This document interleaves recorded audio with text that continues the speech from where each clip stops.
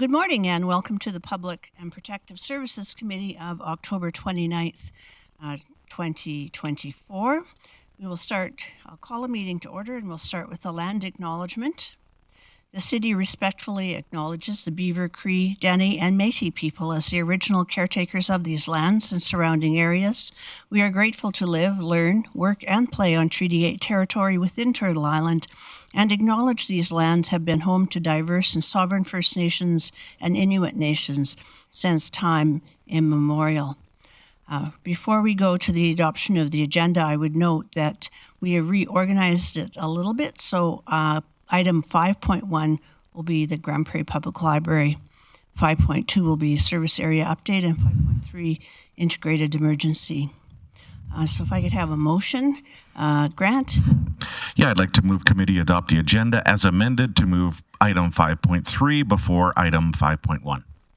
Thank you. That motion is in order, and I will call a question.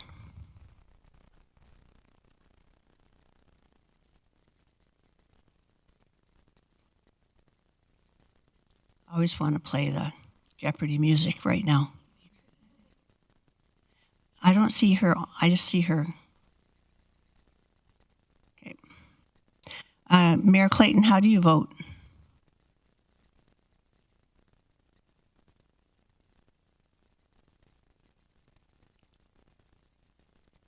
We will mark her absent for that vote, and that motion carries. So moving on to the agenda delegations portion, we have two delegations today. The first is the Grande Prairie Pickleball, and the second will be the Grande Prairie Public Library.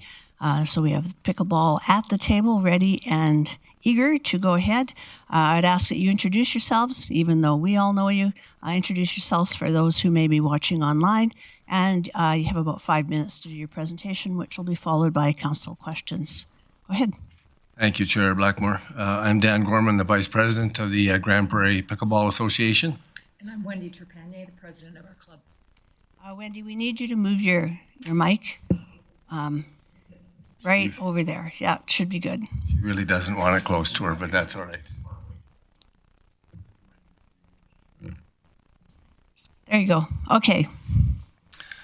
So thank you, Council, for seeing us today. We're very excited about coming before you and discussing where the Grande Prairie Pickleball Club Association is in Grande Prairie and area.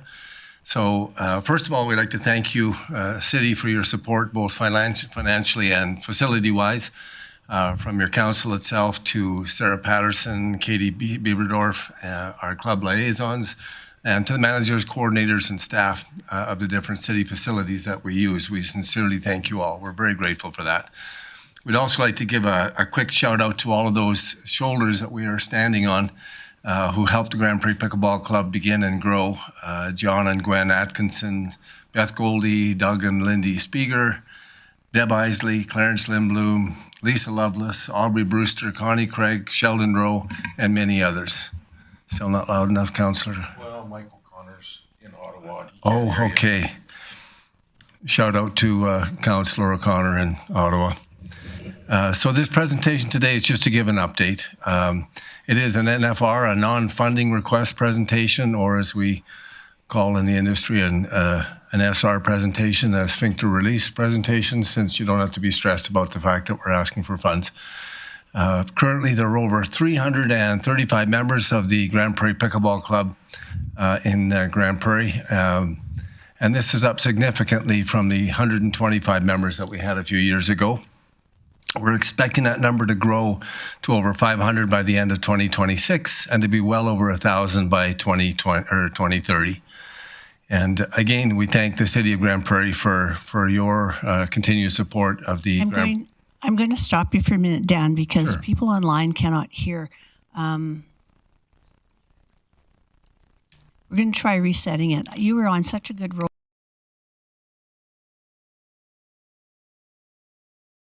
Lower too, if that.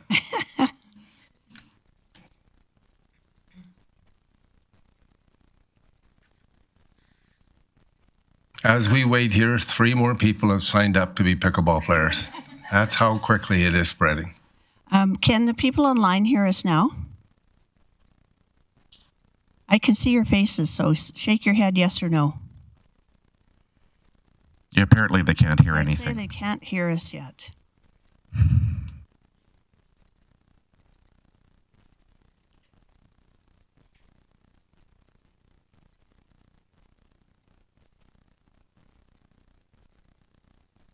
Technology is always great till it isn't. Yes.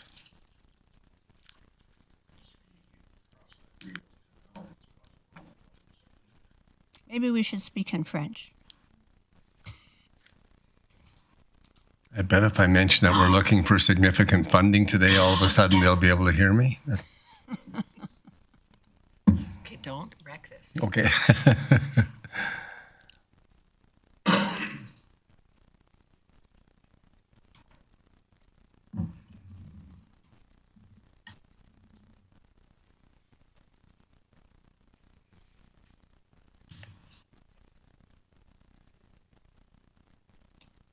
Other than that, things are going very well. Thank you for asking. We should have brought coffee and donuts for those in attendance. Wendy's wondering, is it because we didn't bring coffee and donuts? Is that? Well, I hate to say it, but no, it doesn't matter. Got to have humor.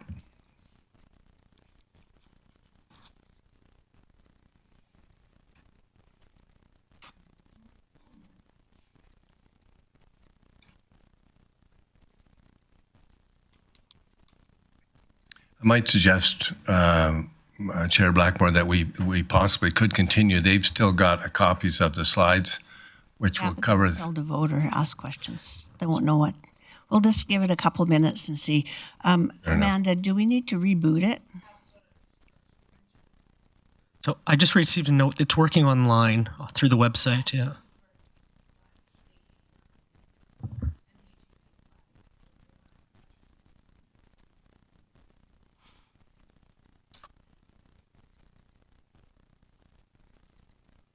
So Mike or Wendy, can you hear now? I'm guessing they cannot.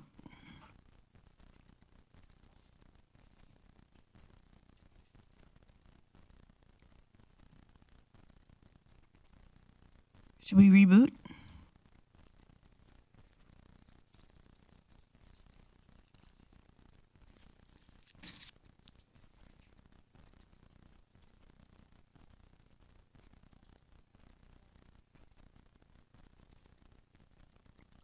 Great.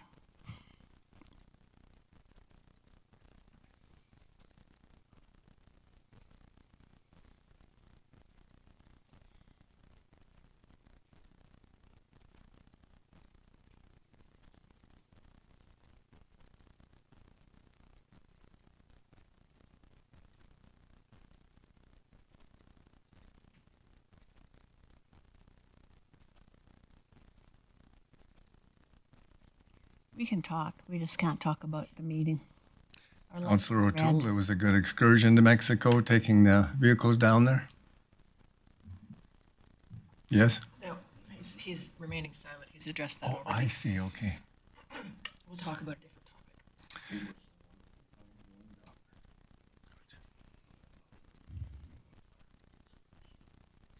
Not a destination of choice for us. Been there once, 150 years ago. Not going back. A lot of people love it. A lot of people go every year. They have.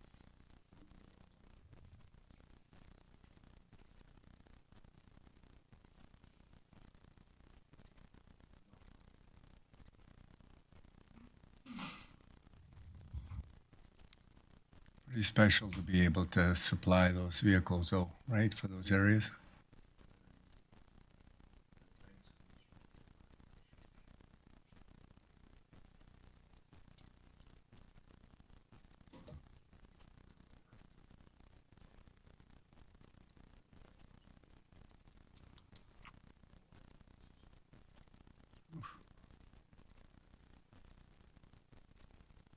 Yeah, we don't realize how fortunate we have it. And that one's decommissioned locally, correct?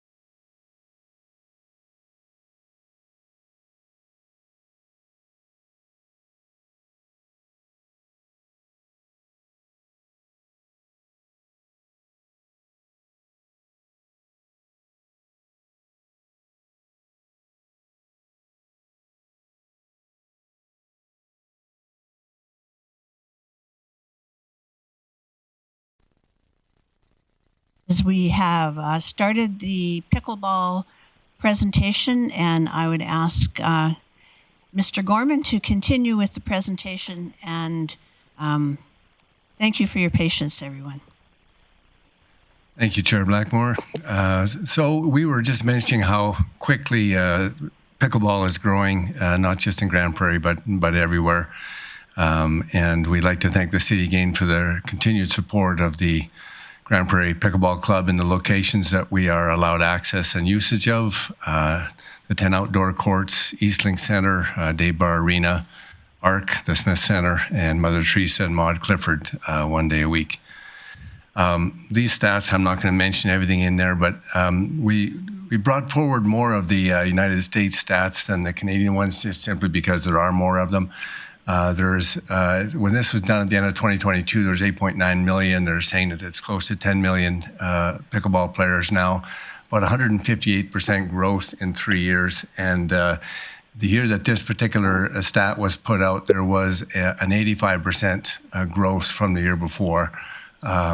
The average age right now of pickleball players is 38.1, at least in the States, and is very similar in Canada.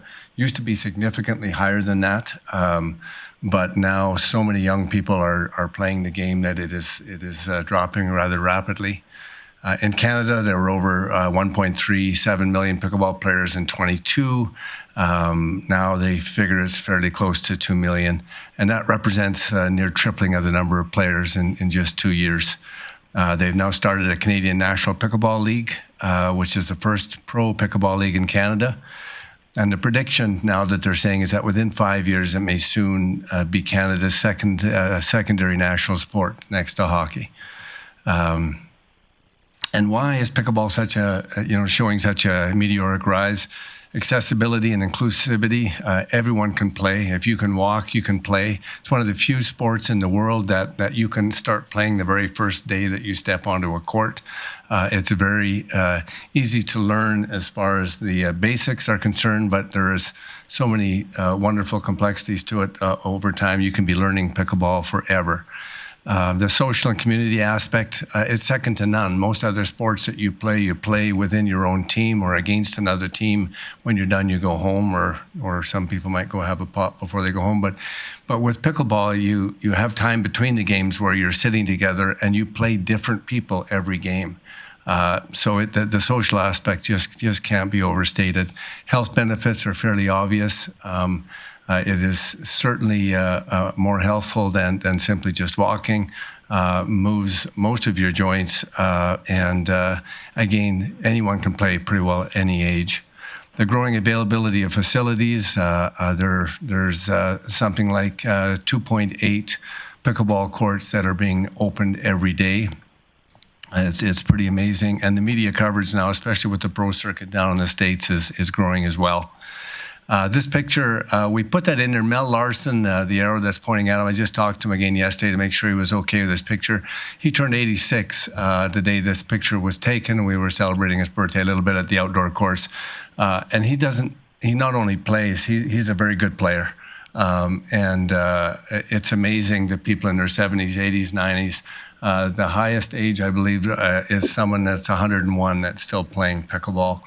The great exciting thing is that the junior program, the Hot Shots program that Connie Craig, one of our board associates, and Wendy work with it as well, and the school and academy classes that now have been coming out. They've approached us and basically have busloads of kids that come over to the outdoor courts.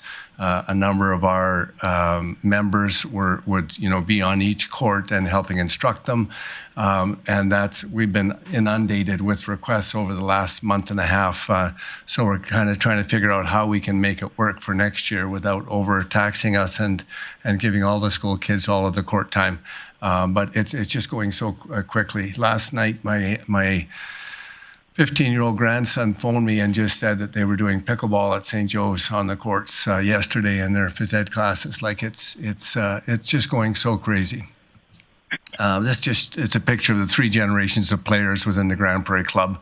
We're another example. My daughter plays, our grandkids play as well. It's exciting when you can look around the courts and see all different ages playing this sport. The social aspect, again, I talked about that being unparalleled. We showed this sign because this was also a chance for us to thank the city again for your matching contribution to this to help us for the resurfacing of the courts that we're going to be doing in the early spring.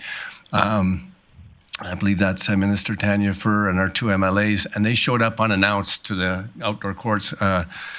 President Wendy and I were just leaving from playing, and Connie, that's in the picture there, and they just happened to show up at the court. So we took a picture with them, but the city should have been included in that picture. So we do apologize, but we didn't realize that these people were even going to be there. And I'm only mentioning this because we're so grateful to the city, and the people that we work with. Your staff are excellent. They're always trying to find ways to get us a little more time and a little more court space, and are just super pleasant to work with. So thank you to that. We have a new board of directors of 12 members. Tina Sieben behind me is one of our new members. It's up from the previous 5 or 6. We've established about half a dozen different committees, everything from sponsorship to maintenance to, give me something else. Grants. Sorry? Grants. Oh yeah, for grants and funding, and we're now working with Focus Bookkeeping on our finances. MNP is going to be doing our notice to reader and our review now at the end of every year. I apologize for not including a copy of the financials. I thought of it this morning, but we're going to send a current copy of our balance sheet out to your board by the end of today. Right now, we've got about $150,000 in the bank, which sounds like a lot of money, except that our court repairs next year are about $143,000, and we also need to fix the drainage issue that we have on the north side of those outdoor courts, which is coming anywhere between $25,000 and $30,000. So we're holding our own.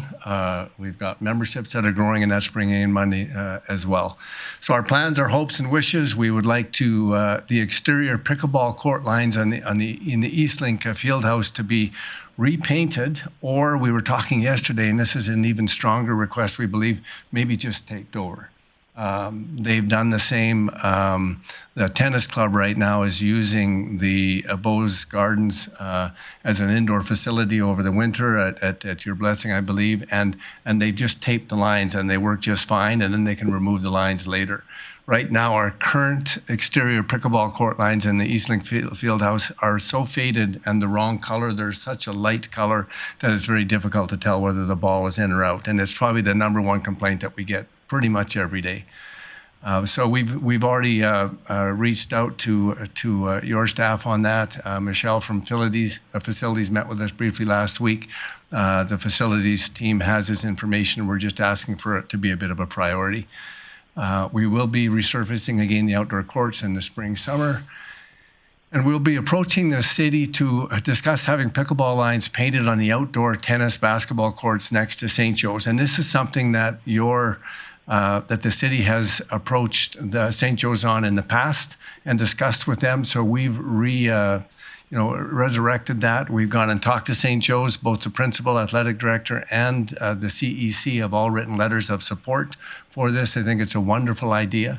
And it's become more of an issue for us because of the fact that with that resurfacing, we won't be able to play pickleball out on the outdoor courts for at least a couple of months.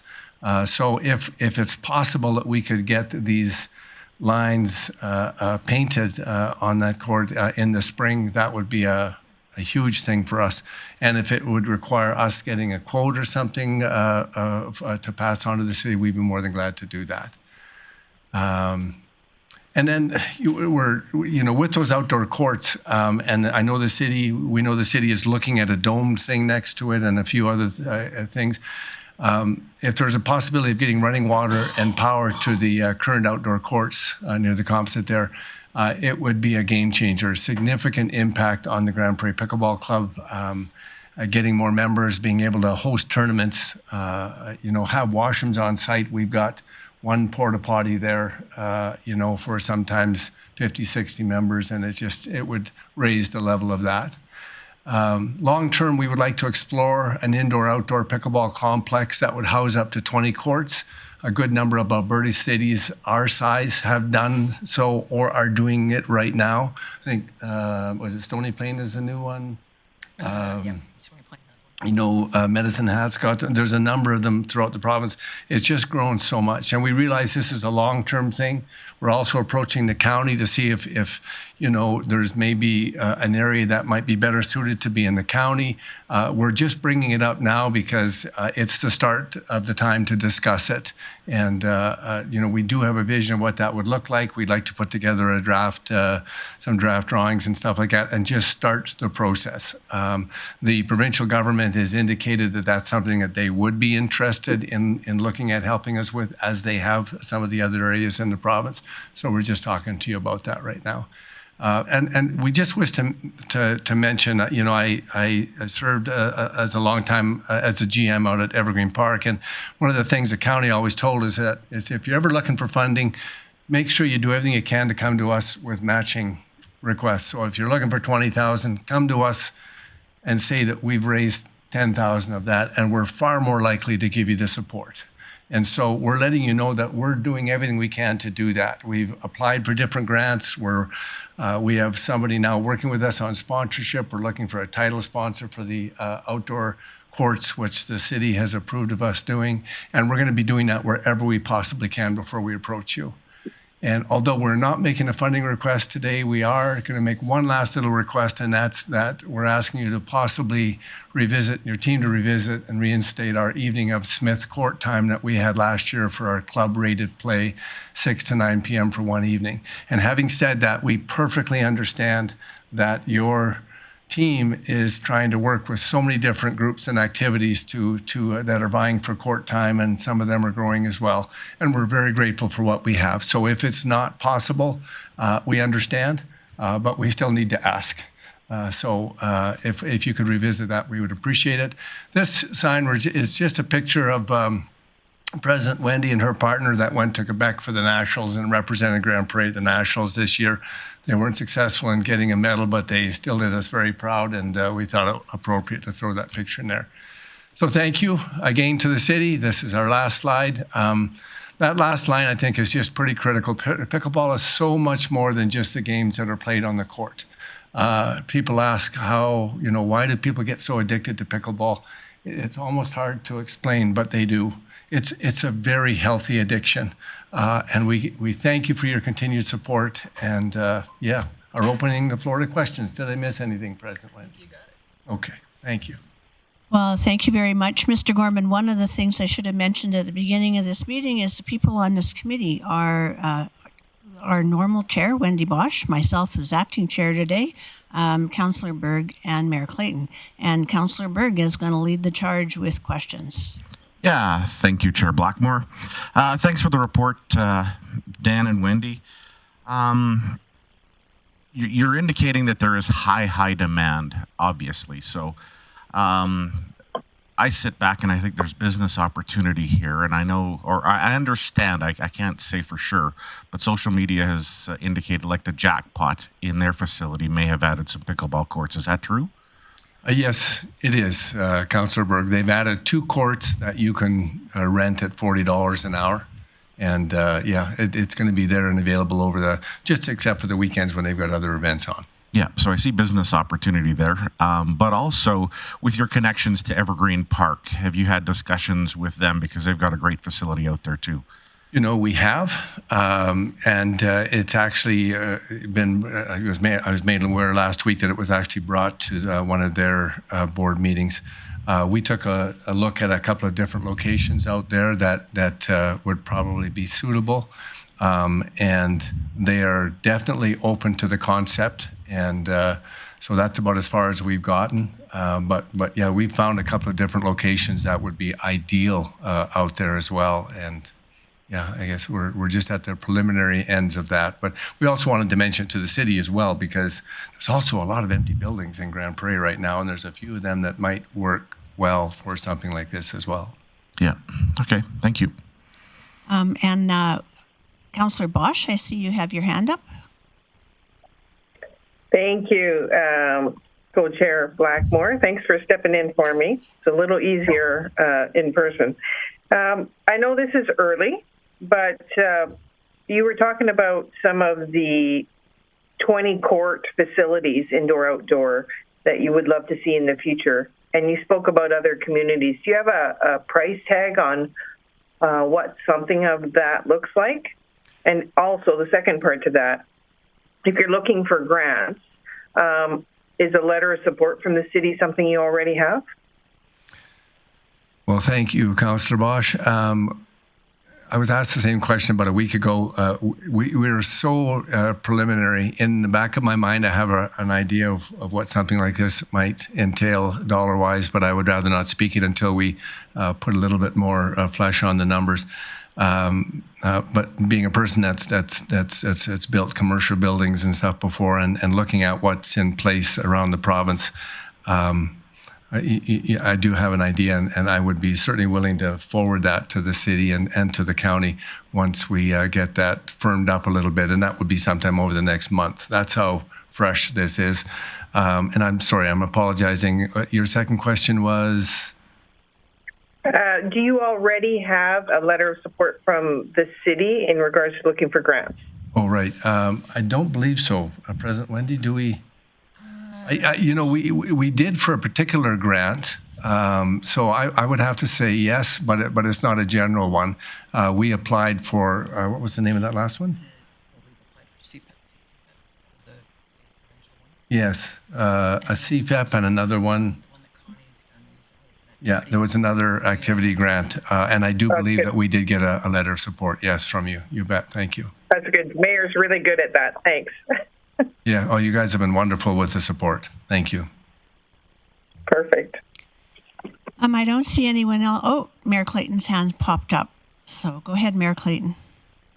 Thanks, Chair Blackmore. I just wanted to mention that, yes, we did write a letter of support for their CFIP application.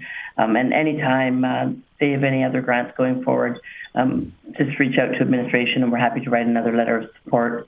I had a couple questions in regards to operations. I really appreciate the statistics and the initiatives that your club is doing to better your sport and support the city in improving conditions on facilities. But operationally, I have some questions, and when I'll ask administration some of them, but one in particular that I heard from multiple residents was in regards to the usage adjacent to the Legion Field. So the one court to the south, the one set of courts I understand, is where your club primarily plays pickleball. Then there's another set of courts that are more sort of for public use. Can you explain that to me? And then I'll ask my question if it's not clarified in your answer. Thanks. Sure. So our courts are 10 in number. They're divided in half. Our public courts are 5 on the south side, and we also have 5 on the north side.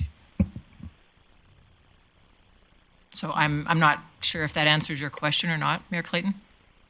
No, it doesn't actually. And sorry, so the city has 5 courts on the north side and the south side, and then the club primarily uses 5 of the city courts for their activities. What I heard from multiple people who were beginners that weren't members of the club is that sometimes the club doesn't always use the club identified spaces. They use the public ones. So people that aren't part of the club are having problems getting on to some of the courts. And I just wondered if you can explain that a little better to me. Sure. So we have, per our user agreement with the city, we have specific times that are designated for all 10 courts to be club time. There have been occasions when I've been out to the courts and noticed that there were public people there. These are during just regular public mix-in times.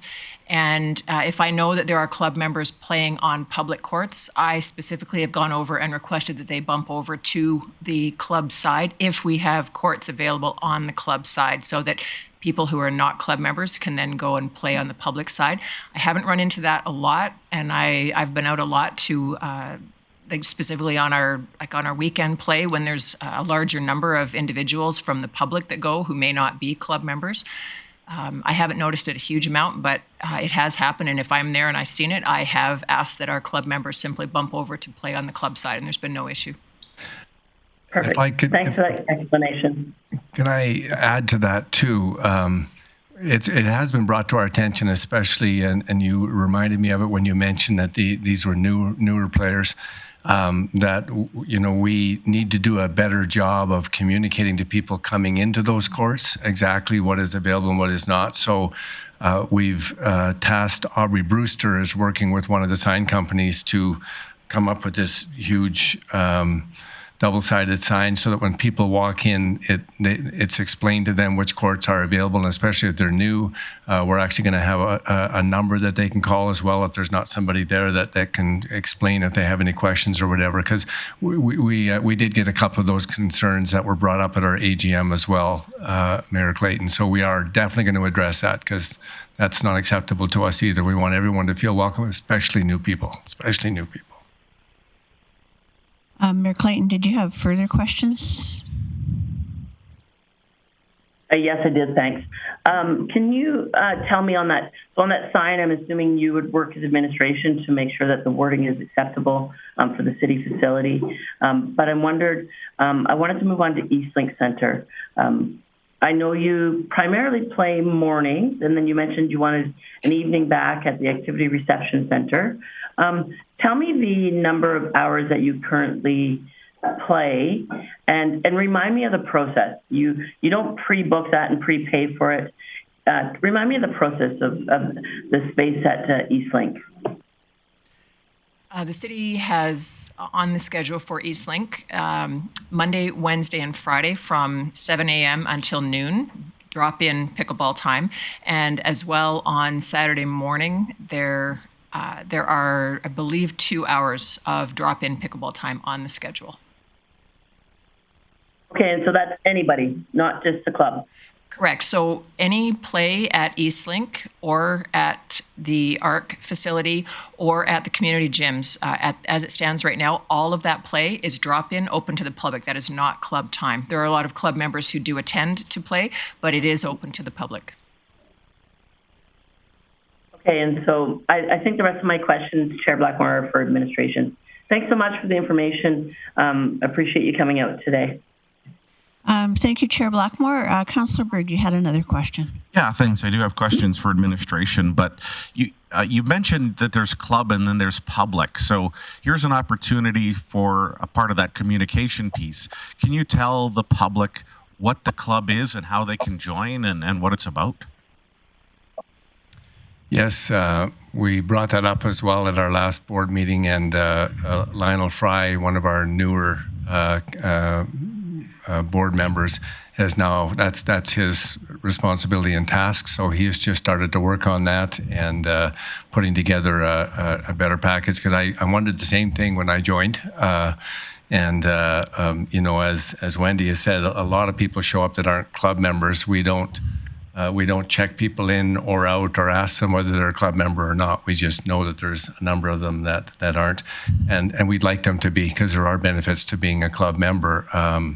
And so, yeah, we're definitely working on that, because we feel the same way. We've got registered, I think, what do we say, 335 club members, and there's probably 500 that play, maybe more. To your point, Dan, last year we recognized that we needed to do a little more in terms of publicity for club-specific time at our outdoor courts. And so we have a sign that we put out during specific club play times. And on that sign, not only does it indicate that it is member-only playtime, but we have a QR code. And so all people need is the credit card. They can scan that QR code, and within 5 minutes, they can be a member. Okay, thank you. Also, we are looking at increasing our Facebook presence, and we recognize internally that we've got to improve communication-wise. It's just an area that we've identified as well. Thank you. Councillor Bosch, I see you have your hand up. Thank you, Chair Blackmore. Just a quick question in regards to membership. The process and the cost for people to, start this new sport. I know I got pickleball equipment for Christmas, and I have no idea where to start and where to go. So in terms of club membership, it's a three-part membership. So there's an insurance piece, and if a person goes onto the Pickleball Canada website, they can create their account there. The Pickleball Canada fee is separate, and that does give you your insurance. From there, there's Pickleball Alberta membership fee, and then finally our club fee. So all in, it's approximately $80. And when people come to the Eastlink Center, they just use their Eastlink membership, and there's no additional charge to come and play. If you go to the Smith Center, it's a $5.25 drop-in fee, and you just pay the money and show up. So, Councillor Bosch, if you were looking at playing, you would just show up one morning. We would recommend at the Eastlink Center fairly early in the morning. And almost daily, there is somebody new showing up that's never played before. We welcome them and we integrate them, and within a week they feel fairly comfortable. Okay, thank you. And Mayor Clayton, your hand popped up again. Sorry. Yeah, thanks. I had, as I mentioned, I do have questions for administration, but Mr. Gorman, can you tell me, as you mentioned to Councillor Bosch, as a new player, she can show up. Is the club facilitating lessons, or because I understand your court space is maxed all the time because you're asking for more space. I know what it's like to be part of a recreation club and have new people that you try to take the time to teach. And so I'm trying to understand how that actually works. Or are we better to have city programming on some of that space where we're teaching new people and then they integrate into your club as they get going? Maybe you can explain that to me. We'd be glad to. The majority of our training for new people is done on the outdoor courts, just simply because it's a lot easier to do with that number of courts. Connie Craig has been one of our main instructors over the last 5 years, and every week it's advertised that there is beginner play, I think, Monday nights, was it? Connie has a 2-hour free beginner session for any new club members. And that's how our grandchildren started. My daughter took that session from her. She's done dozens, if not hundreds, over, anyways. So we do that, but we don't have a program set up in the winter yet. We just haven't figured out how to do that because we're short space. But again, we've talked about having a sign just inside the Eastlink facility as well. So if you're a brand new person that's just showed up, here's what you do. But most of us recognize we play 4 or 5 times a week, and we recognize when somebody new shows up, and we go over and introduce ourselves and ask them who they are, where they're from, and help them get into that. So there is a fairly good process for that. Thank you for that answer, Mr. Gorman. Mayor Clayton, did you have a follow-up question? I do, yeah, thank you. On that note, can you tell me, you mentioned that you've got some grants. They've been really for facility renewal, so improvements on the existing city facilities. Have you actually started any, you mentioned being a partner, which you're absolutely correct, always works better with government if you can have some skin in the game. And so have you started to fundraise at all for a potential capital ask and a new build? We've just started that. Very, very valid question. We're applying to, we're doing things like Cars for Christmas lottery, the Dream Home, a number of different other areas. And we are actively going after a larger sponsorship program. We've set some fairly high goals for that amount of money. Right now, we're getting $10,000 a year in sponsorship for 10 different signs of $1,000 each. But with the sport growing the way it is and the sponsorship opportunities, we're hoping to get that up around $40,000 or $50,000 a year. And at the same time, over the next 2 to 3 months, putting together ideas on what the costs are going to be, what everything would look like, and then start building from there. So I'm a bit of a numbers guy and a numbers person, and we just haven't wanted to approach either the city or the county until we get some more information. But we just wanted to float the concept to start. Thanks so much for your answers. You bet. Councillor Bosch, your hand is up. Thank you. Yeah, just a quick question. I would absolutely appreciate that increased clarity for new members and new people, and this is both for you and for administration because you work so well together, to increase just the knowledge base on how to start this type of sport. But my question in that is, if I'm coming to try it out, do I need the Pickleball Canada insurance and membership there first, or at what point do you put money into this and decide that you like it, or do you just pay up front? So to answer your question, I think I need to backtrack a little bit. So ours currently is a summer club because we have our courts outdoors open only from about the May long weekend until Thanksgiving. That period of time is when there's a lot more activity for beginners. Once our outdoor courts close, the opportunity is not as strong. So when we're able to play, say, at Eastlink, there is no requirement to have Pickleball Canada, pardon me, insurance or membership. So you only need that specific Pickleball Canada, Pickleball Alberta, and then our club membership if you're planning on playing on the outdoor courts. So the rest of the year, it's not necessary. Okay. Thank you for that clarity. Yeah, I look forward to seeing more of that publicly, and then, we'll see what we can do for increasing the sport even more. Thank you, Councillor Bosch. Councillor Berg. Yeah, thanks, Chair Blackmore. Question actually for you. When would you like questions to administration? Generally, we move that to other business. So wonderful. Thank you. Cold meds are kicking in. So I think that your 5 minutes has long since expired, and I think we've run out of questions for you. So thank you so much for coming in. We will put your item under other business for questions for administration, and if you want to stay to listen to that, you can. Otherwise, administration will follow up with you. Okay? So thank you so much for coming. For the people online, we did reorganize the agenda, which you might not have known about. So we have Grande Prairie Public Library up next, and then under reports, we'll put Grande Prairie Public Library first on the agenda. So we'll just take a couple of minutes here to reorganize the room a bit and carry on with our agenda for today. Thank you, Chair Blackmore. Thank you, Council. Thank you so much for coming in. Our pleasure.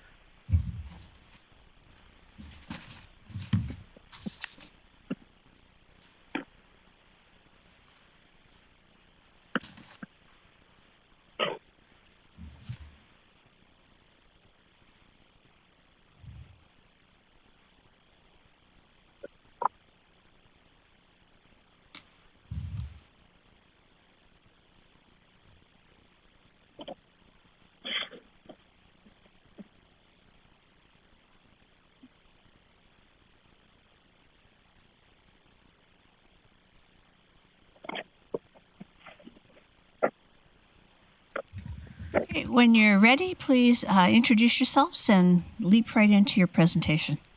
Thank you, Councillor Blackmore. My name's Haley McCullough, and I'm the director of the Grande Prairie Public Library. And I'm Debbie Normington. I'm current chair of the Grande Prairie Public Library. Just getting our laptop set up here.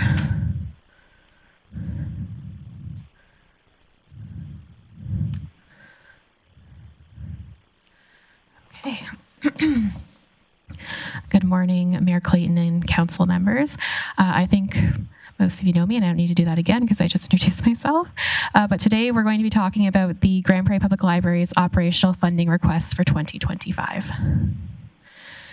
I thought I would start us off by talking a little bit about our funding in 2024.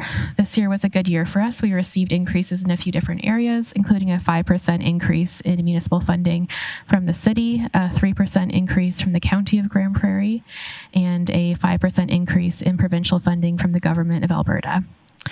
Prior to this, the last time we saw a municipal funding increase of that size was in 2016 when we received a 5.7% increase.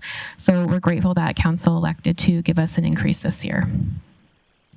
The last few years, the county has provided us with a standard 3% increase, which has helped with inflation, and they will be giving us 3% again in 2025. Provincially, the last time we received an increase was in 2017, so receiving that 5% this year was helpful.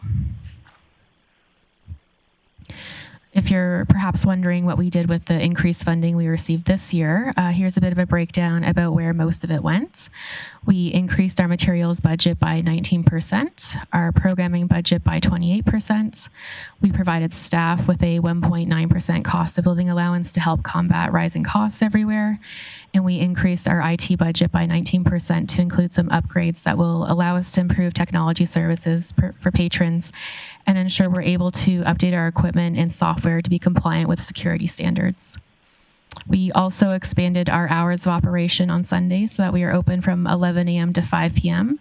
And while we're seeing somewhat of an increase in the overall number of people through our doors, we're finding that the blocks of time people are coming in are more evenly distributed, almost into perfect thirds most Sundays. So now that I've gone over the background of our funding, that brings me to the ask for 2025. What we're requesting is stable funding or a 0% increase. That amounts to almost $1.8 million and is what we received in funding this year. I'd also like to mention that the city generously provides us with a gift in kind through the building the library is in, and this amounts to nearly $1.1 million. There's also things like utilities and services like electricity, custodial staff, and security provided by the city as well. So thank you for that. So as for why we're asking for no increase to our funding in 2025, there are a few reasons. The first is that we've adjusted some of our revenue line items to be more accurate and reflect what we're likely to bring in for donations, services like our room bookings and exams, and interest we make on our bank accounts. It's not possible to be completely accurate with those numbers, but over the past few years, the estimates have really kind of trended on the lower end. So I think it's time to use some of the data we have to increase our estimates and make them more accurate. The second reason is because we received a 5% increase to our municipal funding this year, as well as some of those other increases I mentioned earlier. We're able to maintain our current level of service with stable municipal funding. And the final reason is that we're cognizant that it's a very difficult time fiscally for municipalities in Alberta right now, and we want to support our municipality by not asking for an increase to our funding. In case you're curious about what the direction forward looks like for the library in 2025, we have a few priorities here that I'd like to share. The first is that we will be continuing with our expanded Sunday hours with the hope that as the community learns we are open earlier on Sundays, the usage will continue to increase. We are also committed to maintaining our collections, programming, and IT budgets to ensure services related to those areas remain consistent. With our current collections budget, we were able to introduce a few new collections this year, like our book clubs in a bag and our Lucky Day loan collection. For programs, we're looking at doing more events in 2025, and planning is already underway for a Ren Fair, which was a suggestion offered to us by Councillor Blackmore. So thank you for that. Our staff are very excited. 2025 will also be a plan of service year for us, the first we've done since COVID. So we're looking forward to hearing about what the community wants to see the library doing in the next few years, and we'd love to hear from council about that as well. And finally, we've been fortunate to be collaborating more with the city on events and different things. I know our board and council recently had a joint meeting last month, and that felt very beneficial to us. Having that relationship and that level of communication has been so positive and really allowed us to grow together and do what we do best, which is serve the community. So in closing, we appreciate the ongoing support from the city as well as from Mayor and Council. Thank you for your time and considering our requests. And if there are any questions, we are happy to answer them. Thank you very much. You were very succinct. Appreciate that. And I have Councillor Bosch's hand up, Councillor Berg's hand up. So we'll start with Councillor Bosch. Thank you, Chair Blackmore. I want to thank you for this report, Deb and Haley. I was actually surprised when I first opened up our information for this meeting. I just want to compliment you on the insightfulness and understanding of our economic times and situation within, our municipality in Alberta, as well as nationally. So that's just a comment. Incredibly insightful. And then the other thing I'd like to talk to you about is the plan of service. Can you tell me a little bit more of what that looks like? Are you doing surveys? Are you meeting with stakeholders? High-level approach to what that means. Yeah, absolutely. It's a great question. Thank you, Councillor Bosch. So typically with the plan of service, we do them every 5 years or so. They're a legislative requirement for libraries. And so what we usually do is some community consultations where we host sessions at the library or throughout the community where people can come and tell us about what they want to see at the library. There's definitely an approach there with surveys as well. I haven't really been doing them in the past. Do you have any feedback about previous ones done? Well, the previous one that I was involved in was during COVID. So that was just really low participation because it was all done online. And so that was difficult to get participation.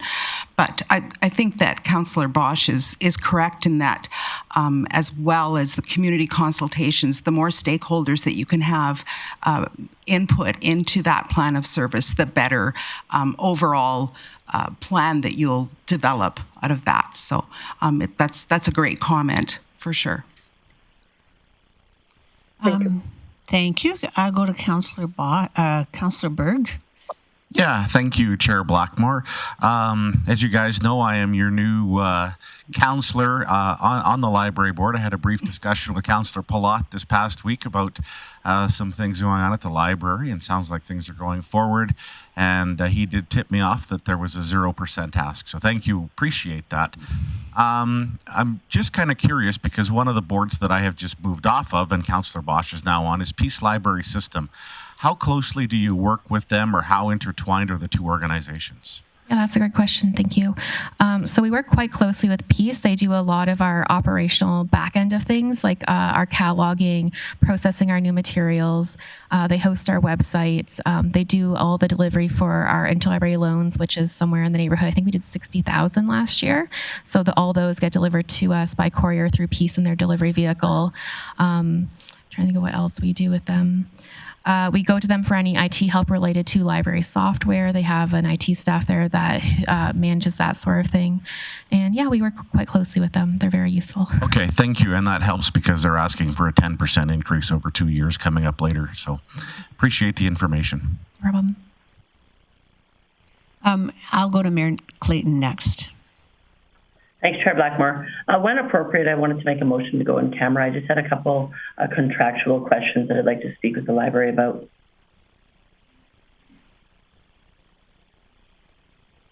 I don't know if I have anyone else in the queue right now. And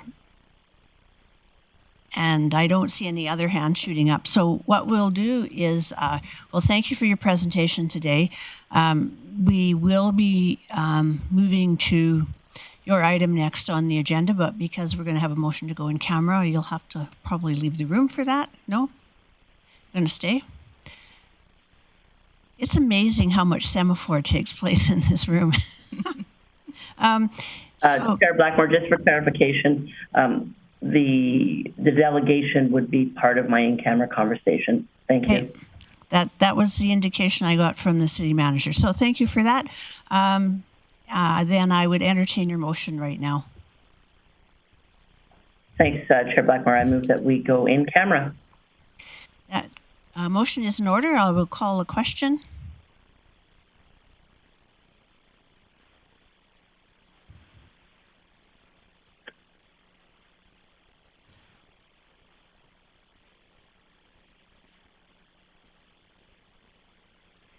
Mayor Clayton, we don't have your vote. There it is. Okay, good. That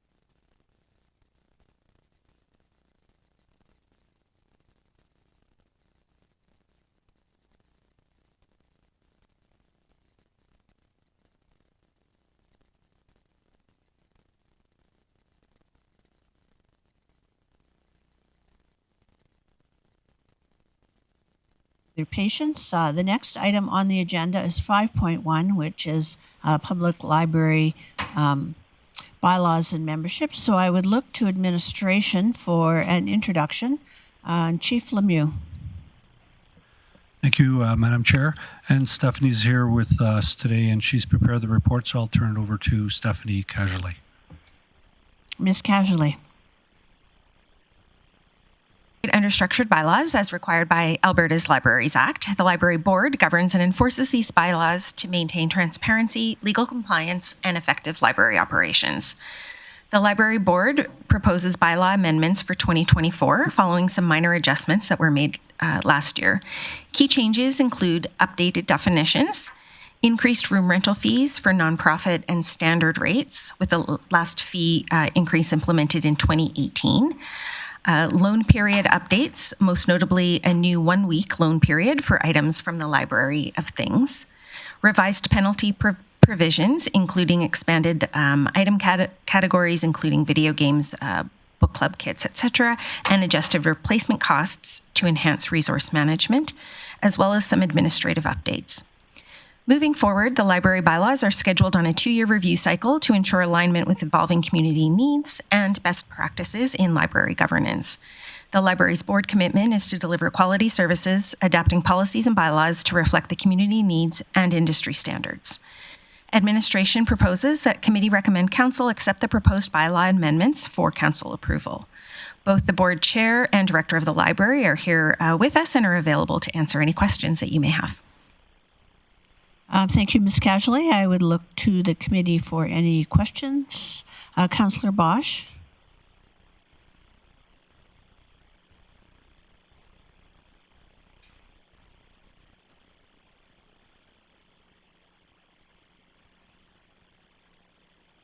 Councillor Bosch, I think you're muted. Yes, I was muted. Sorry.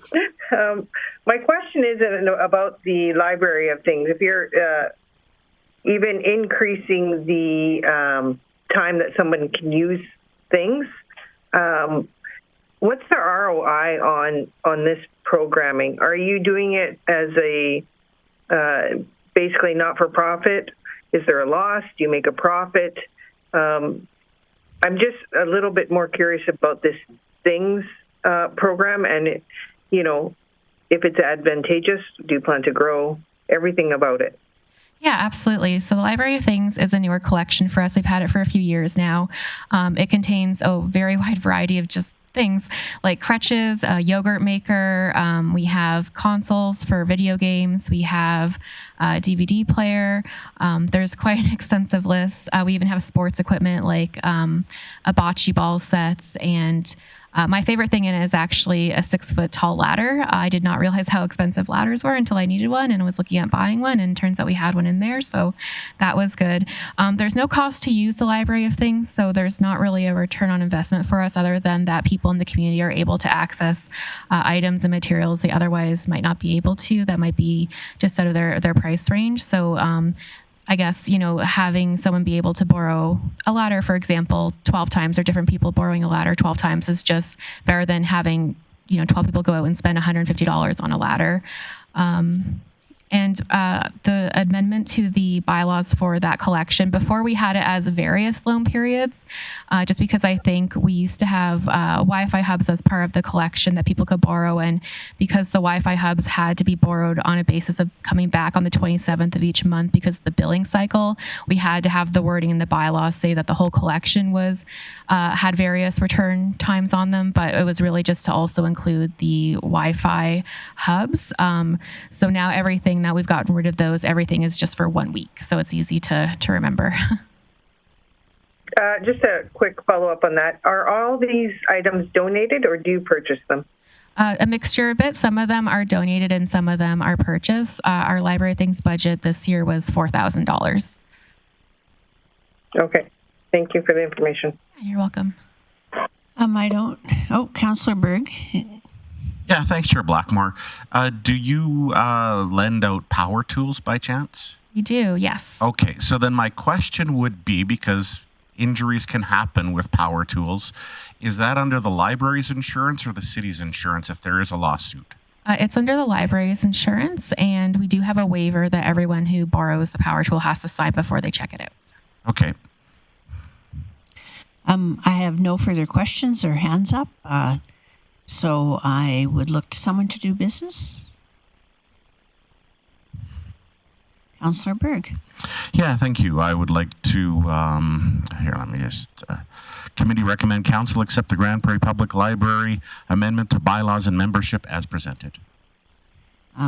That motion is in order, and I see no questions or comments, so I will call a question.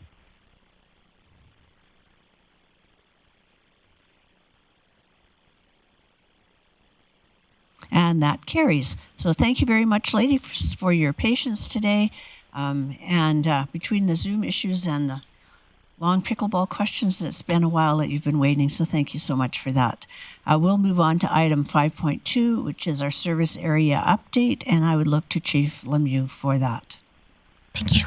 Thank you, Madam Chair. So in terms of updates, at Wapiti House, there have been some we've noticed more tents in that area, so we've conducted a large Wapiti House cleanup through enforcement services. All enforcement officers were present, and they were joined by the RCMP, Mobile Outreach, and members of the Grande Prairie Police Service. The cleanup went well and was quick, and a trailer load of material was removed in under an hour. 2 arrests were made for trespassing and 1 for outstanding warrants. Update from the Mobile Outreach. Mobile Outreach attended Connect Day on October the 23rd at the Montrose Cultural Center, along with housing and homeless initiatives and other community service providers. Outreach assisted with transporting individuals experiencing homelessness to and from the event, and assisted caseworkers who distributed hygiene bags, winter clothing, and other basic needs. Update from the RCMP during the week of October the 14th. The RCMP's Crime Reduction Unit arrested an individual for 24 outstanding warrants, all of which were property offenses, and these warrants were issued throughout the province in numerous jurisdictions. The individual was brought before a Justice of the Peace. RCMP requested remand. The individual was released by a Justice of the Peace for the province of Alberta on a $1,000 cash bail. Update from Housing and Homeless Initiatives on Connect Day, the 23rd. 150 vulnerable residents engaged with 25 community-based social services and businesses. So very successful Connect Day on October the 23rd. From the Community Knowledge Campus, Eastlink Centre welcomes our Beaver Lodge neighbours during the New Vista Energy Centre Aquatics shutdown from October 21st to November the 11th. As part of a reciprocal shutdown collaboration, Beaver Lodge members simply show their active membership card to gain free entry to our facility. This was also offered to our ELC members in September at the New Vista Energy Centre in Beaver Lodge. The Northwestern Polytechnic Collegiate Soccer event, where the NWP Wolves were proud to host the 2024 AC Men's and Women's Soccer Championship from October the 25th to the 27th at Hanson Lincoln Field. All roads led north as the best teams from across the province competed for the coveted conference championship and a spot for the 2024 CCAA National Championships. Over 1,000 athletes, coaches, fans, and spectators braved the chilly weather and enjoyed a weekend filled with competitive play, inspiring moments, and camaraderie of collegiate sports. Mayor Clayton, Councillor Palat, and Councillor Thiessen were in attendance to recognize the players of the game in the winning matches. And Team Concordia, University of Edmonton, will represent Alberta for the women, and Team Nate from the men will be at the National Championship. So congratulations to those 2 teams. From the Sport Development, Wellness, and Culture, at the Heritage Village, 180 people attended the Heritage Village Folk Tales Tour at the Grande Prairie Museum, and the village is now closed for the season. And from Events and Entertainment, Bonnet's Energy Centre announced the Dr. Jordan Peterson We Who Wrestle with God tour. That's coming on April the 3rd, and tickets are on sale now, and over 60% sold in the first weekend, so a popular event. And with 2 wins over the weekend, the Storm move into 4th seed in the national standings, so great news for the Storm. And the Halloween Spectacular, in partnership with the Downtown Association, hosted 650 attendees to that annual event. And in terms of upcoming events at the Bonnet Center, the Grande Prairie Hindu Association's Diwali celebration will be hosted at the center on November the 2nd. Blippi joined the band tour on November the 5th. And Look Up Celebration with Billy Graham Evangelistic Association is on November 8th and 9th. And the Grande Prairie Legion number 54, the Remembrance Day ceremony on November 11th. And Madam Chair, that's my report. I'd be happy to answer any questions. And do we have any questions for Chief Lemieux? I see no hands popping up. Oh, Councillor Bosch. I just thought we'd get away without it. Just a quick one. I read something recently about, I believe it was Yellowknife, not being part of the Winter Games or canceling it.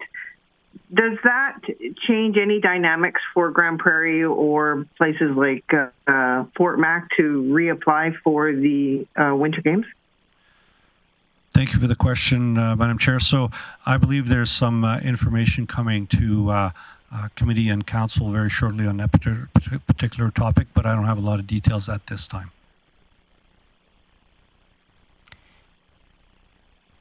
I see Ms. Bieberdorf leaped into the chair. Do you want to answer that question? Thank you, Chair Blackmore. No updates at this time. The formal notice was just given by the Northwest Territories, so we're just waiting to see what the next steps from the International Committee are. Okay, thank you. I see no other questions online or in the chambers, so we will move on to item 5.3, which is Integrated Emergency Communications Center. Thank you, Madam Chair, and I'll introduce this topic, but I will ask Chief Lacusta and Fire Chief Van Workhoven to join me at the table to help answer questions. But in terms of introduction, you have the report in front of you. The need for an emergency communication center is a fundamental requirement to ensure that the Grande Prairie Police Service can perform its duties effectively as the police of jurisdiction. Administration is recommending integrated its current 911 call answer and fire dispatch center with the police dispatch center.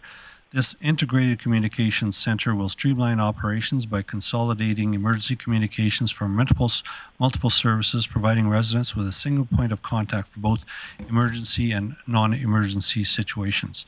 This proposed communications center is an enhanced service that will support the Grande Prairie Police Service's vision for a modern, community-oriented policing model by merging traditional emergency services into an integrated response model. The communication center will be a central call intake and dispatch center for police, fire, mobile outreach, and municipal enforcement.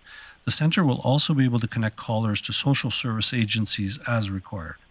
While the initial investment is substantial, long-term cost savings are expected by sharing facilities and technologies across police, fire, outreach, and enforcement services. By doing this, the city will avoid the need for separate, redundant, duplicate communication centers. This integrated center will enhance multi-agency situational awareness, improving first responder safety, coordination, and real-time information sharing during emergencies. The report presents a roadmap for this project showing the breakdown of capital and operating costs. The capital and operating requirements for this integrated communication center have been included in the management budget that will be presented during City Council budget deliberations in November. And I'm joined here with by Fire Chief Lacusta and Chief of Police Lacusta and Fire Chief Van Workhoven to assist in answering any questions you may have about the report. Thank you.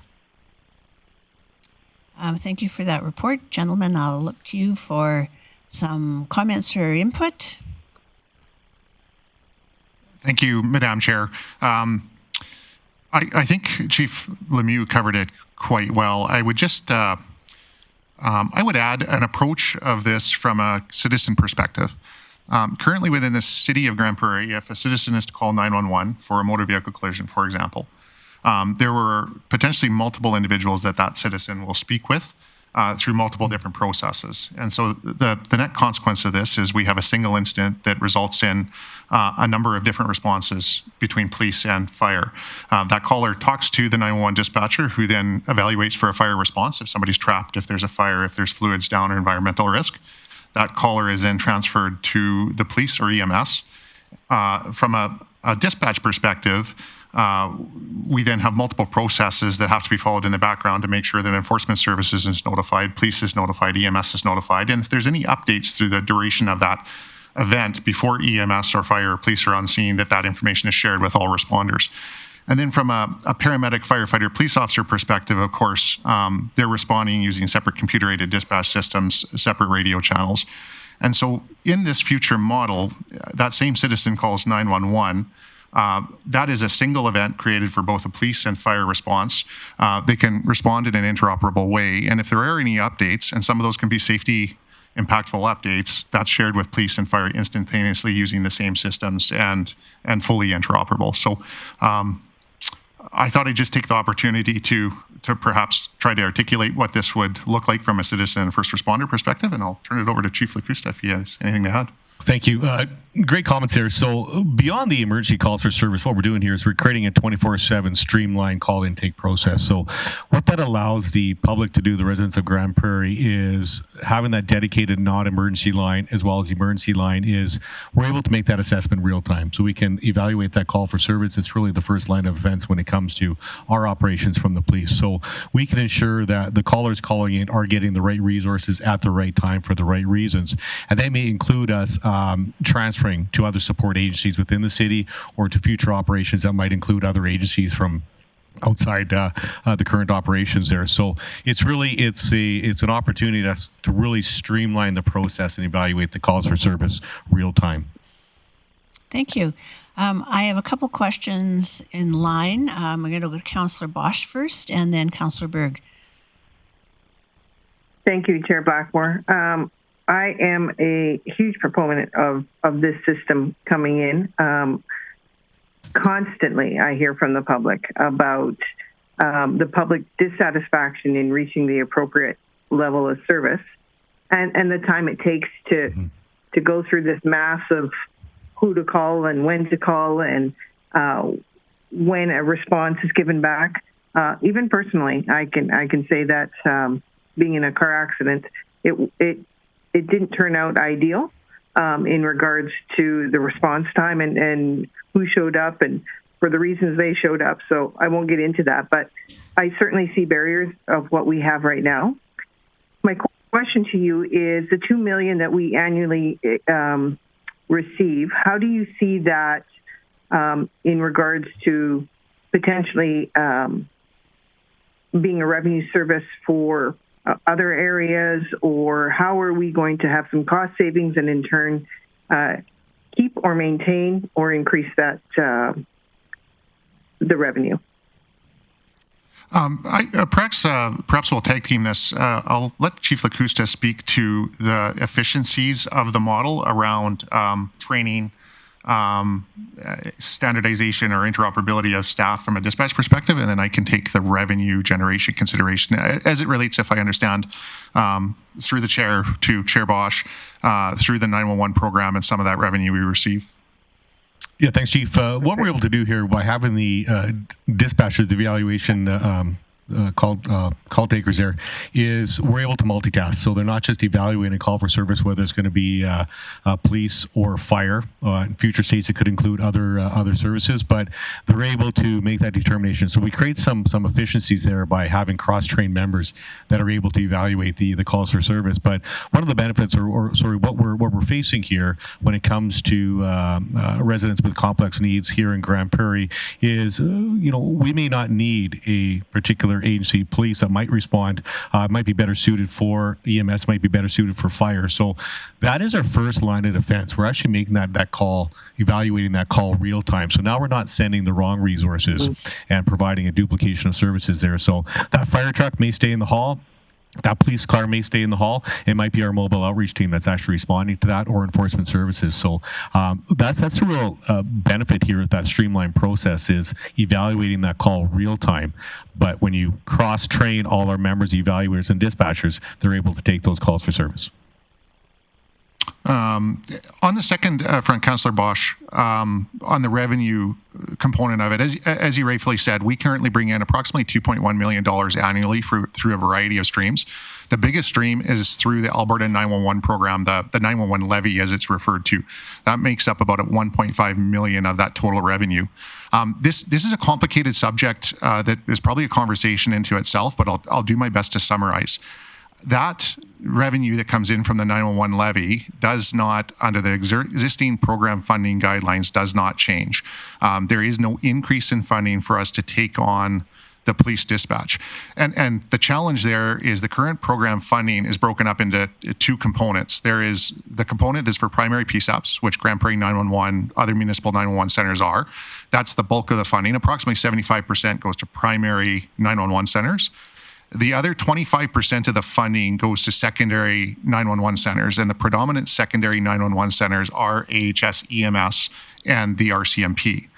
Those funding guidelines are static. They do not accommodate for changes in that landscape where work moves from one bucket to another bucket, if you will. I would add, though, that those funding guidelines are regularly reviewed approximately every 3 years. They are up for review in 2025, and the city, through Grande Prairie 911, has a seat at that table, and we will certainly be working with intergovernmental affairs to strategize an approach to those conversations to see what we can do to change or amend those guidelines, to recognize that some of this work, and we may not be the only ones, some of this work is going to move from one bucket to another bucket, if you will. I have to temper, though, and I'll conclude with this. Because that police dispatch function is specific to the city, and over 75% of the funding we get from that is actually related to the work we provide to the region, that the funding through that would perhaps be limited, and rough order magnitude $50,000 to maybe $250,000 annually. Notable amount of money, but in the consequence or in the context of what we're actually doing, some could argue it's short. What I would suggest, and again, I'll just conclude with this, there are other opportunities through that funding to leverage a greater impact based on our market share as a 911 center, as a regional 911 center. Thank you. Thank you. I'll go to Councillor Berg next, and then Mayor Clayton. Yeah, thanks, Chair Blackmore. Excellent report, guys. As I read through, I had questions, and as I read deeper, those questions generally were answered. So thank you very much. So again, this is police and fire. How would AHS and ambulance be wrapped into this, or can you explain the process? Through the chair, thank you, Councillor Berg. There would be no changes surrounding EMS or that secondary flow to EMS through this. What I would say, though, is through some discussions and collaboration with EMS, we are actively working on what we would refer to as a computer-aided dispatch CAD-to-CAD link.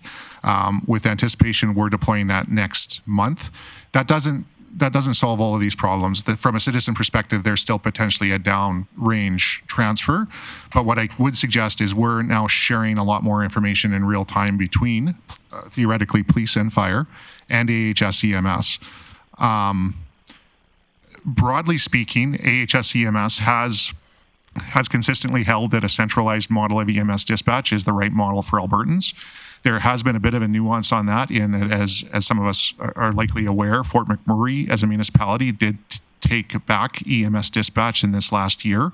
All the public-facing documentation and statements around that are I don't know anything different than this group knows. It's been suggested that it is a unique circumstance unique to Fort McMurray, and they have no plans on expanding that concept. Okay, and then you did touch up on my follow-up of would this facility ultimately have the capacity to bring eventually, theoretically, EMS in-house?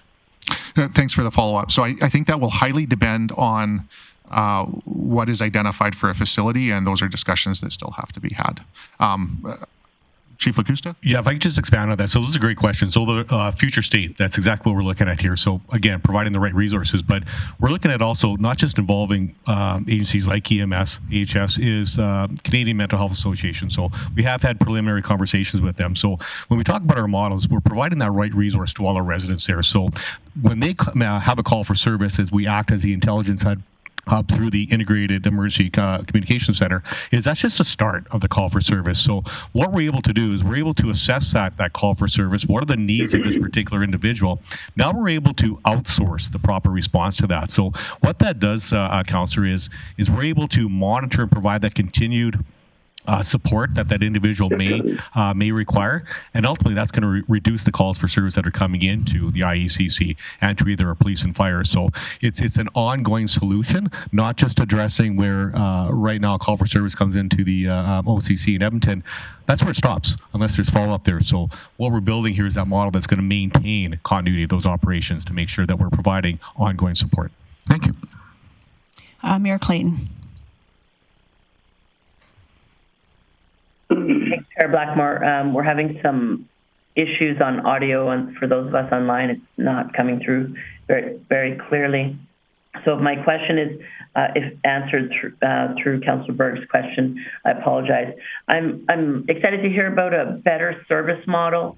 As Councillor Bosch mentioned, safety delivery is of extreme importance in our community and to council. I'm curious about the opportunities, as Chief Van Werkhoven mentioned, in regards to us being a service hub, service center, service leader in dispatch. What are the opportunities for us providing services to other municipalities or jurisdictions? So thanks for that, Mayor Clayton. There's certainly an opportunity, especially when it comes to, from my perspective, when it comes to the enforcement services. We all recognize that the borders mean nothing when it comes to criminal activities, that antisocial type behavior, but also the social disorder that's impacting not just our side of the border, but the other side of the border, the county. So there is that opportunity where we can provide those services to our surrounding communities when it comes to these type of issues. Perfect. Thank you. I see no other hands up in council chambers or online, so I would look to the committee to do business. Councillor Berg. Thank you, Chair Blackmore. I would like to recommend that committee receive this report for information. That motion is in order. I will call a question.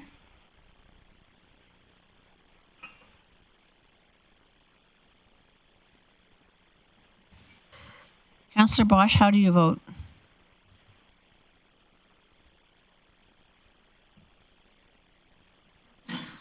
Apologies, it didn't come up. I vote in favor. Thank you. And that motion carries. Thank you, gentlemen. Thank you. The next item of business is 6.1, Peace Library Systems. And I would look to our CAO to... I'm seeing hands pop up. Okay. Mr. Berg. Thanks, Chair Blackmore. Administration just included this letter we received last year, just as part of good governance. That this is as we're approaching budget, there is a request for a 5% increase, and we wanted to remind council of that information that we received this letter last year. The city signed an agreement in 1989, which has been updated many times since then. And just for council awareness, wanted to bring this information back. That in 2025, the city would pay about $475,000 to Peace Libraries for a contract for services, and just wanted to share that information with council. Thank you. I look to the committee for questions. Councillor Bosch. Thank you, Chair Blackmore. My question to our CEO is, you said that we had negotiations or a contract in place. When is it done in 2026 and we have to renegotiate, or how does that process look? Chief Lemieux. Thank you, Madam Chair. So the contract is an ongoing contract, and it has a clause of termination of 1 year. So if we wanted out of that contract, we'd have to provide a 1 year notice. And can you tell me who does the negotiating? Is it a provincial thing? Is it a libraries, board thing? How is that process? Thank you, through the chair. The agreement is between the Peace Library System and the City of Grande Prairie. So the City of Grande Prairie City Administration is the one that manages that contract. Okay, thank you. Is there any other questions to administration? Councillor Berg? Yeah, I'm just kind of curious. Question for the CIO. Do we need to refer this to budget or just for information?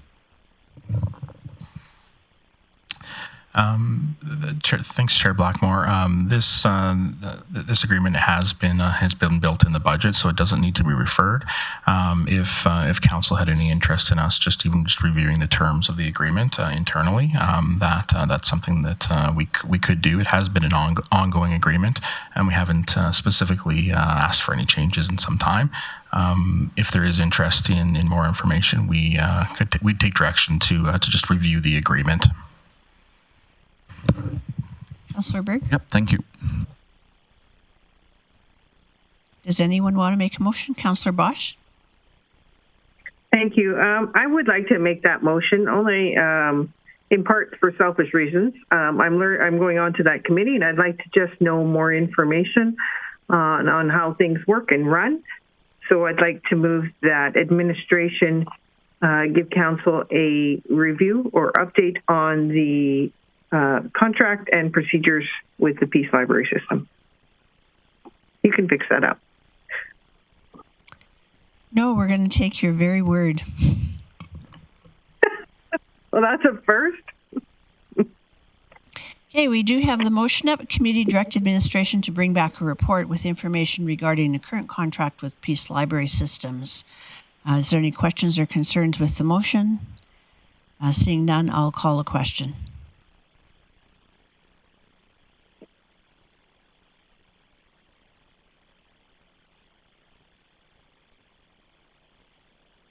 That motion does carry. We'll move on to other business. We have the Grande Prairie Pickleball Association who was here for their presentation. I know that there was some questions from council to be directed towards administration. So I will ask for those questions now, starting with Mayor Clayton. Thanks, Chair Blackmore. Question for Chief Lemieux or Ms. Bieberdorf, whoever is the appropriate person. I'm looking for a little bit more of an understanding of the usage relationship between the Pickleball Club and the Eastlink and Activity Reception Center.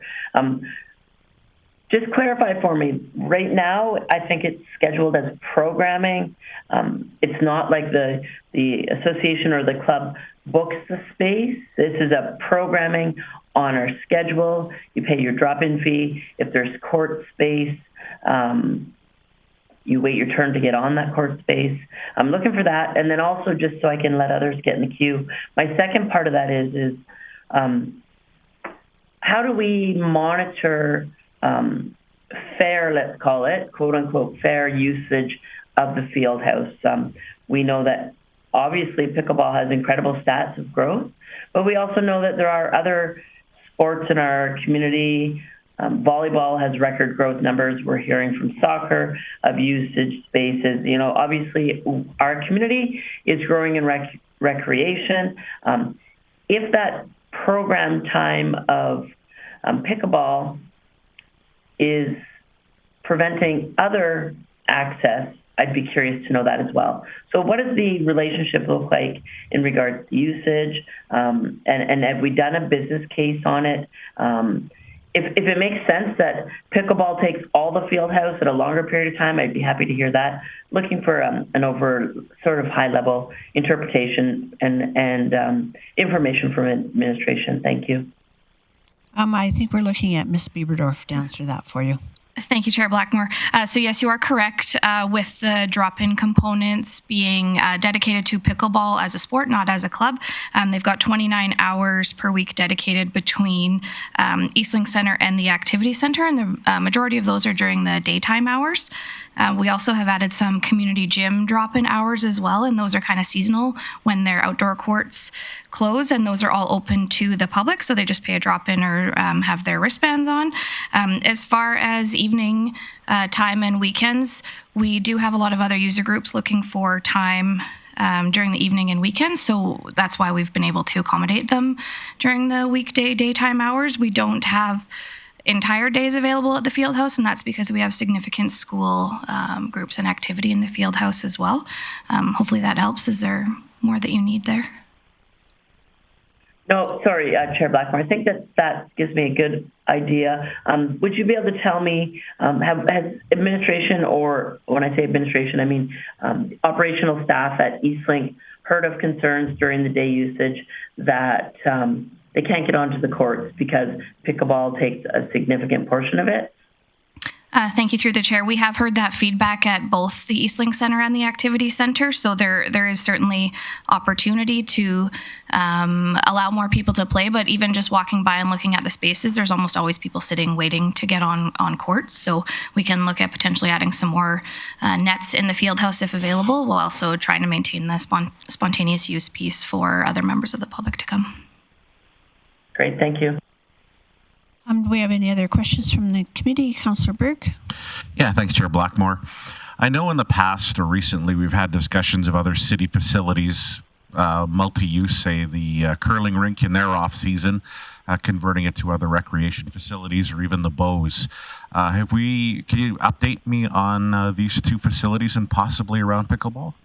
Sure, thank you. So we did have the group come out to the Bows to look at the space. The floor is not optimal for the way that the ball bounces for that sport, so they were not interested in using the space as a club bookable space. I believe they may be interested in drop-in, but that would rely on the community members showing up to the drop-in. As far as the curling center, that report did come back recently to committee with information, but no action was taken on further opportunities at the curling club. Okay, thank you. Mayor Clayton, your hand is up. Thanks so much. You just spurred a question in regards to tennis. Can you just, for those who might be watching, explain the difference between the usage agreement between the tennis club and the Bose Family Garden, and the usage agreement between pickleball and Eastlink in the Activity Reception Center? Thank you. So the tennis club is renting space at the Bows as the club, so it's not a dedicated drop-in. They're booking the space and managing their own participants that join in. And then at the Eastlink Center, it's not dedicated club time. It's open to the public and anybody can join. And Great, is that thank the you. same for ARC? Correct, yeah, same for ARC. Okay. I see no further questions. We could receive pickleball for information, or we don't need to, because there are no actions to come out from today.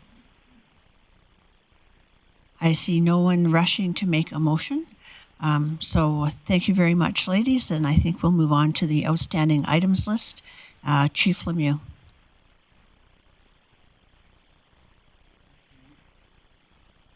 Thank you, Madam Chair.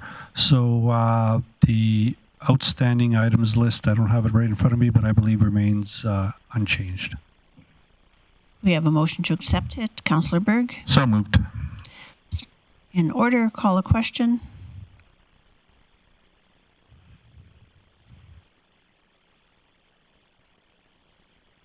And that carries. And that concludes our Public and Protective Services Committee meeting. We'll take a couple of minute break before we move on to operational services. Thank you, everyone.